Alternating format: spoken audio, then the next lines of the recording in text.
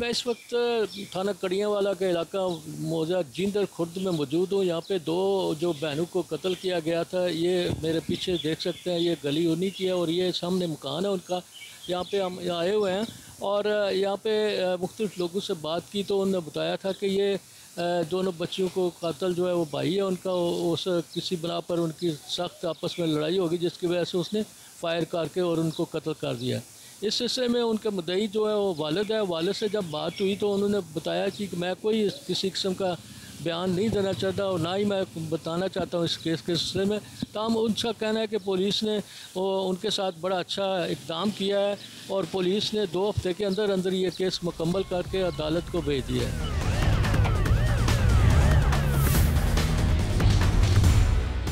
जी, थाना कड़ियांवाला के इलाके मौजा जिंदड़ में 2 बहनों का मर्डर हुआ था और उस वाक़या को हम जानने के लिए DSP सदर जरापुर जटा उनके दफ्तर में मौजूद है। आसिफ साहब यहाँ हैं। आसिफ साहब से पूछते हैं कि आप बताइएगा कि वो 2 डबल मर्डर लड़कियाँ जो हैं उसकी क्या वजह हुई थी, कैसे कत्ल हुई हैं और उनका कातिल कौन था?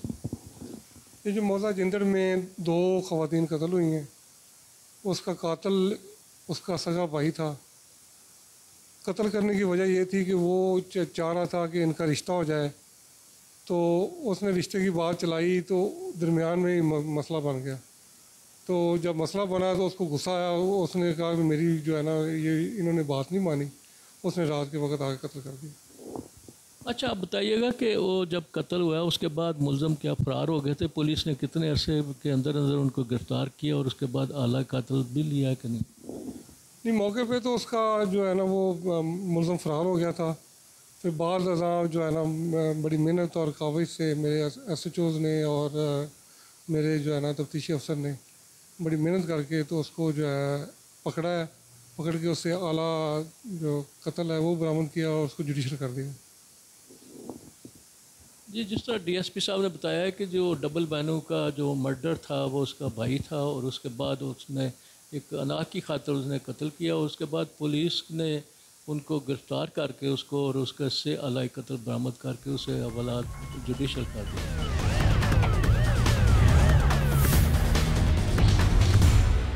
जी, मैं इस वक्त थाना कड़ियांवाला में मौजूद हूँ। मेरे साथ SHO राजा इकराम जो है यहाँ पे मौजूद हैं। इनसे पूछते हैं कि मौजा जिंदड़ में जो दोनों बहनों का मर्डर हुआ था वो उसकी क्या वजह है। आप ये बताइएगा कि राज साहब, ये जिंदड़ गांव में जो आपका इलाके का एक है वहाँ पे मर्डर हुआ था दोनों बहनों का, वो उसकी क्या बुनियादी क्या वजह हुई है कि क्यों ऐसा हुआ है? उनकी असल वजह ये मौजा जिंदड़ में 2 बहनें थी, उम्मा सबा और उम्मा कुलसूम, जिनके घर में उनके घर वालों ने उनकी मंगनी की थी। उन्होंने शादी करने से इनकार कर दिया और दोनों बहनों का अपने भाई के साथ झगड़ा हुआ। उनका भाई मोहम्मद हसनैन ने उनको दोनों बहनों को फायर मार कर कत्ल कर दिया और मौका से फरार हो गया। अच्छा, ये बताइएगा कि इसकी बुनियादी वजह क्यों वो इनकार करती थी? जब कोई रिश्ता आता है तो फिर वो इनकार कर देती थी और भाई के साथ ये उसके वालिदैन को नहीं पता था, ये तकरार इस हद तक चली गई? शायद उनके घर वालों को पता होगा। पहले दोनों बहनों को तलाक़ें हुई हैं, दोनों बहनों की शादी हुई थी, उनको तलाक़ें हुई हैं। मज़ीद मामला जो उन घर वालों को पता है उसका पुलिस को नहीं बताया गया।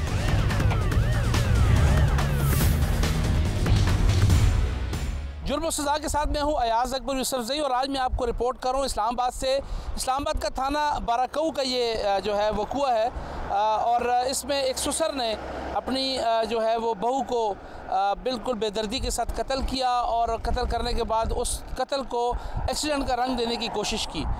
ये एक ऐसा वाक़या है कि जी जो एबटाबाद के इलाका है लोरा, वहाँ से 28 साल अनिला बीबी जो शादीशुदा थी, 2 बच्चे थे, उसके खाउंद उसका इस्लामाबाद में यहाँ पर टेलर का काम करता था और वो वहाँ से अपने ससुर के साथ जो है वो यहाँ पर रावलपिंडी में एक शादी में आई और उसके बाद बाराकऊ के इलाके में जो उसके ससुर था उसकी बेटी के घर पर रात रहे और उसके बाद उसको यहाँ पर सैर सपाटे की जो है घर से यहाँ पर रावल डैम का चक्कर लगवाया और जिस वक्त जो मैं बनीगाला में मौजूद हूँ इस रोड के ऊपर यहाँ पर लाकर इस जहाँ पर मैं मौजूद हूँ गाड़ी रोक कर उसके जो है वो गले में दुपट्टा डालकर उसकी जो है वो सांस रोकी गई, उसको फंदा लगाया गया और जिससे अनीला बीबी की मौत वाक़या हो गई। बाराकऊ के जो इस केस के आईओ हैं गौस साहब, वो हमारे साथ मौजूद है, सब इंस्पेक्टर गौस। उनसे हम पूछते हैं ये सारा वाक़या हुआ क्या था। बहुत बहुत शुक्रिया गौस साहब। ये वाक़या कैसे हुआ और आपको कैसे पता चला कि जी इस तरीके से एक लड़की की मौत वाक़या हो गई है और बाद में उसको एक्सीडेंट का रंग दिया गया है?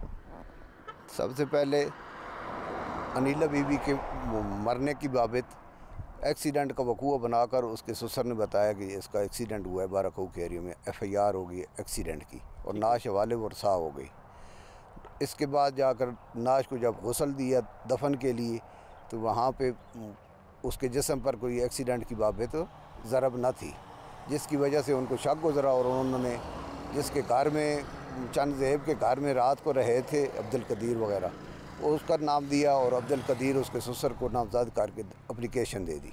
एप्लीकेशन के बाद इंक्वायरी की गई। इंक्वायरी में ये चीज़ सामने आई कि एक्सीडेंट नहीं हुआ है, वाकई इन्होंने इसको कत्ल किया है। अब्दुल कदीर ने फांसी देकर गले में फंदा डाला। इसमें ये उसका ससुर अकेला नहीं था बल्कि उसके ससुर का दामाद भी इसमें शामिल था। 2 लोग शामिल थे। दामाद चंद ज़ेबी साहब था।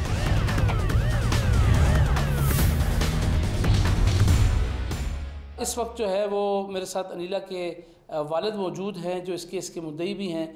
इनसे हम बात करते हैं कि ये सारा वाक़या कैसे हुआ और ये रिश्ता इन्होंने कैसे दिया। आपका नाम क्या है सर? मोहम्मद रिजवान। जी रिजवान साहब, अनीला आपकी बेटी थी, बड़ा अफसोस है हमें इस चीज़ का। ये बताइए ये वाक़या कैसे हुआ और आपने ये जो रिश्ता दिया ये कौन लोग थे और ये क्या इससे पहले कभी अनीला ने कहा कि ये कोई घर में कोई नाचाकी, कोई लड़ाई झगड़ा? ये सारे इसको रिश्ता दिया हमने, मेरा अपना भांजा है और अपनी हमशीरा का बेटा है। तो मेरे वालिद और वालदा साहब फौत हो गए। उनका कहना था यारा इस बड़ी बेटी का रिश्ता मेरे भांजे को देना। उनकी बात पर हमने अमल कर लिया दी है। लेकिन 9 साल बच्ची ने बहुत शादी होते ही तकलीफ़ें बर्दाश्त की है, फिर भी हमने जो हो सका उसका घर बसाने की कोशिश की है। 9 तारीख दूसरे महीने को शाम के टाइम मेरी बेटी के साथ बात हुई है। हाँ भाई आप किधर हो? आपका बेटा ठीक है, बेटी ठीक है, आप ठीक हो? बोलती है अबू हम रखाले में है। मैं उधर आप क्या कर दिया है? मेरे सोरा और मैं दोनों शादी पर आए हूँ। खाला कहाँ पे है? पिंडी में? नहीं वो उधर है सर, ये शादी पर आए हुए थे गमीरा से। अच्छा, ये पिंडी शादी पे आए हुए थे? बरी माम शादी थी। बरी माम, अच्छा। बरी माम शादी थी। दोनों ससुर उसका और मेरी बेटी शादी पर आए हैं। साथ उसके 3.5 साल का बेटा भी था। अच्छा। मैं बेटी आप इधर हो, शाम का टाइम हो गया। हमने उसके साथ बात की है, उसकी वालदा ने बात की है। बोलती है मेरे साथ ससुर है, थोड़ा गाड़ी ख़राब हो गया है, तो गाड़ी जब ठीक हो जाएगा तो हम लोग चले जाएंगे। इधर से थोड़ा ही टाइम लगेगा, हम अकेली नहीं है, मेरे साथ ससुर भी है। मैं ठीक हो गया। उसके दरमियान तकरीबन इशा की नमाज का टाइम नहीं हुआ था तो मेरे पास फ़ोन आ गया है यारा अकबर न्याजी में उसका एक्सीडेंट हुआ है, वो दोनों सीरियस है। थोड़ी देर बाद ससुर का और आपकी बेटी का? ससुर का और मेरी बेटी का। ठीक है। थोड़ी देर 5-10 मिनट के बाद बताया नहीं यारा आपका बेटी फौत हो गया है। अच्छा। फौत होते ही ये उन्होंने ड्रामा रचाया यारा इधर एक्सीडेंट हुआ है, ये किया वो किया। बाद में पुलिस साहब उन्होंने उनका थोड़ा सा रिमांड लिया, 5 मिनट 10 मिनट। उन्होंने बताया हमने नशे का गोली देकर इसको 2 गोली इसकी माँ को दी है, 1 बेटे को दी है। हम लोगों ने खुद गाटे में दुपट्टे का फंदा डालकर हम लोगों ने खुद मारा है। मेरी बेटी के साथ सर बहुत जुल्म हुआ है, बहुत ज़्यादती हुई है। 28 साल उसका उम्र है। मुझे इंसाफ चाहिए।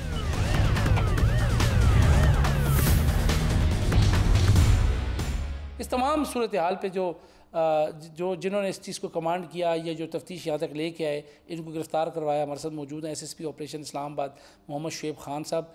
इनसे हम पूछते हैं कि इस पूरे मामले की हकीकत क्या है और अब आगे इस केस पे क्या देखते हैं वो। शुएब साहब बहुत बहुत शुक्रिया।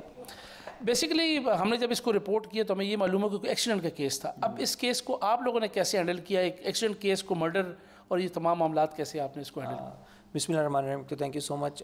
बिल्कुल जो हमें जो ये चीज़ रिपोर्ट हुई थी एग्जैक्टली जो हॉस्पिटल से कि एक एक्सीडेंट केस है जिसमें एक खातून है जो अनिला नाम है और उसका एक्सीडेंट हो गया एंड उन्होंने जो कल्प्रिट्स थे उन्होंने दे ट्राइड देयर बेस्ट कि वो इसको कवर कर सकें, प्रॉपरली इसको कवर कर सकें, इसको प्रॉपर एक स्टोरी का नाम दे सकें, फिर किस तरह ये अर्ली मॉर्निंग में हुआ, किस तरह ये खातून थी, ये वहाँ से एक शादी अटेंड करने जो इधर बड़ी इमाम आई थी इसकी सराउंडिंग में को शादी अटेंड करने आई थी अपने ससुर के साथ, फादर इन लॉ के साथ। फिर इसने जो स्टे किया अपने ससुर के साथ ही और जो उसका जो ससुर का जो आगे दामाद है उसकी बेटी का जो खावंद है उनके घर पे रात को इन्होंने स्टे किया। फिर उसके बाद तो ये सारा सिलसिला चला, ये सुबह अर्ली मॉर्निंग निकले और फिर इसको एक्सीडेंट का एक नाम दिया गया, फिर एक लोकल हॉस्पिटल में लेके गए, फिर लोकल हॉस्पिटल से दूसरे हॉस्पिटल शिफ्ट हुए। तो जब इत्ला मिली हमें हॉस्पिटल से तो इमीडिएटली जो हमारी 15 की टीम थी वो एमरजेंसी उसने वहाँ पे जब रिस्पॉन्ड किया तो जब थोड़ा सी सूरत हाल और सारी एक्टिविटी तो पूरी एक सस्पिशियस लग रही थी, लाइक उसके अंदर कोई स्टोरी बन नहीं रही थी और एक्सीडेंट था, फिर कोई गाड़ी नहीं थी, कोई गाड़ी नहीं है, एग्जैक्टली कोई मेजर गाड़ी सामने नहीं है, कोई गाड़ी का एक्सीडेंट नहीं हुआ, कोई मेजर इंजरी सामने कोई नहीं है। तो वहाँ से जाते हुए वहाँ से फ़ौरन फिर जब हमने इसको थोड़ा सा डिग आउट करना स्टार्ट किया तो वो फिर चीज़ें खुलती गई और आहिस्ता आहिस्ता पता चला कि किस तरह ये खातून थी, इसकी अप्रॉक्सीमेटली 10-12 साल रहने वाले तो ये हज़ारा के थे लेकिन हरीपुर साइड की थी खातून, लेकिन जो इसमें इसकी शादी जो हुई थी वो एबटाबाद हुई थी। तो किस तरह कि क्या एक 10-12 साल से थी और ऑन एंड ऑफ अपने घर रहती थी और घरेलू नचाकी बहुत ज़्यादा थी, हस्बैंड उसका इधर इस्लामाबाद में होता था। तो पुलिस ने बड़ा प्रोफेशनली इसके अंदर काम किया, तफ्तीशी को हमने प्रॉपर इसके ऊपर गाइड किया, फिर उसके बाद जितना एट मैक्स हम एविडेंस ले सकते थे वो लिए।